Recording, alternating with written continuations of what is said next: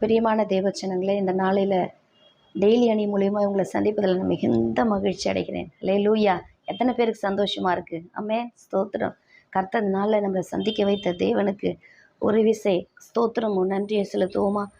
தகப்பனே ஸ்தோத்திரம். சந்திக்க வைத்த தேவனே உமக்கு நன்றி நன்றி நன்றி நன்றி. உமக்கு கோடி நன்றி, கோடி ஸ்தோத்திரங்கள் அப்பா. ஏசப்பா ஸ்தோத்திரம். இன்றைக்கும் கூட தேவனுடைய வார்த்தை நம்ம கேட்போமா? டெய்லி கர்த்தர் நம்மோடு கூட பேசிகிட்டு இருக்கார். எத்தனை பேருக்கு அது பலனாக இருக்குது? எத்தனை பேருக்கு அது ஜீவனாக இருக்குது? எத்தனை பேருக்கு அது நல்ல ஒரு ஔஷதமாக இருக்குதோ? எத்தனை பேர் அதை விசுவாசித்து டெய்லி அதை ஆகாரத்தை காத்து கொண்டு இருக்கிறது போல் எத்தனை பேர் காத்துட்ருக்கீங்களோ தெரியல. அப்படிப்பட்டவர்கள் பாக்கியவான்கள். அல்லேலூயா! இன்றைக்கு கர்த்தர் நம்மோடு கூட ஒரு வார்த்தையை பேசுகிறார். என்ன பார்ப்போமா? 1 ராஜாக்களின் புஸ்தகம் 21வது அதிகாரம் 20வது வசனம் இப்படியா சொல்லப்படுகிறது. அப்பொழுது ஆகாப் எலியாவை நோக்கி, என் பகைஞனே, என்னை கண்டுபிடித்தாயா என்றான். அதற்கு அவன், கண்டுபிடித்தேன். கர்த்தரின் பார்வைக்கு பொல்லாப்பானதை செய்ய நீ உன்னை விற்று போட்டாய் என்றார். ஹல்லேலூயா, ஹல்லேலூயா.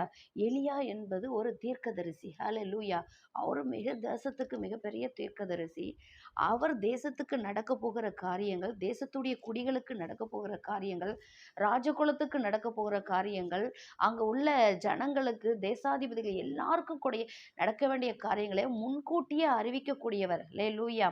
அது நன்றாக அறிந்த ராஜா ஆகாப்பு என்ன வார்த்தை சொல்லுகிறார் தீர்க்கதரிசியை பார்த்து? என் பகைஞனே, ஹல்லேலூயா, என் விரோதியே, ஹல்லேலூயா, எனக்கு ஆகாதவனே, ஹல்லேலூயா, தூரமாய் யாரோ போல பகைஞனேன்ட்டு பக்கிரங்கமாய் சொல்லுகிறான். ஹல்லேலூயா. இன்னைக்கு ஏன் அவன் அப்படி சொல்லுகிறான்னு சொன்னா, அவன் தேவனுக்கு விரோதமாய் பொல்லாப்பு செய்தான். குற்றமில்லாதவனுடைய ரத்தத்தை சிந்தினான். குற்றமில்லாதவனுடைய சொத்தை அபகரித்தான். இதுக்கென்று கர்த்தருடைய பேரை வைத்து, கர்த்தருடைய நாமத்தை வைத்து சதிகளை செய்தான். ஹல்லேலூயா.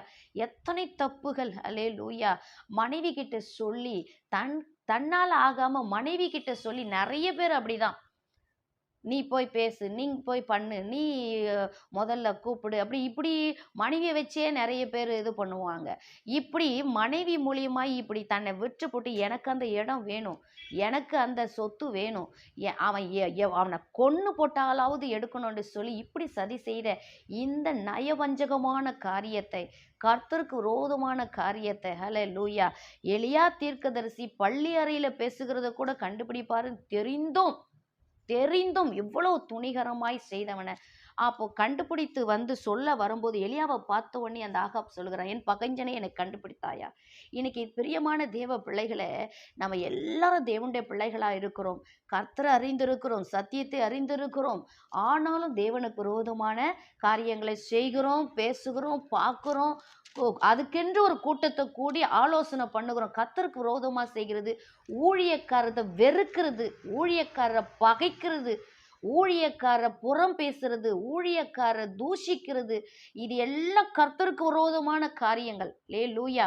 இதுக்கென்று 4-5 கூட்டங்கள், 4-5 சபையில் 4-5 விசுவாசிகள் ஒன்று சேர்ந்துக்கிட்டு ஊழியக்கார பகைக்க, ஊழியக்கார தீர்க்கதரிசி என்று அறிந்தும், அல்லேலூயா, எல்லாவற்றையும் கர்த்தர் அவருக்கு வெளிப்படுத்தி விடுவார் என்று அறிந்தும், அல்லேலூயா,